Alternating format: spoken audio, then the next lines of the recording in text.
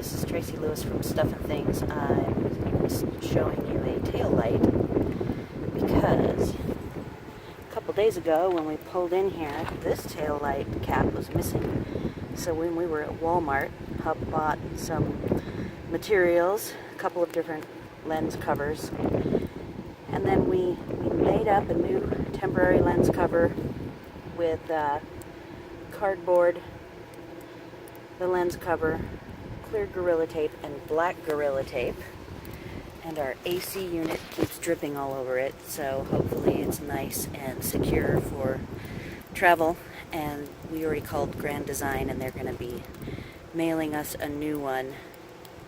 But I have to wait till we get to Florida before I email them the details to get that sent to us. Ah, the joys of traveling in an RV. Thanks for watching.